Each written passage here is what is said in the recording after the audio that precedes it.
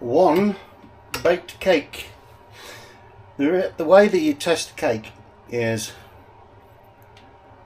by doing this.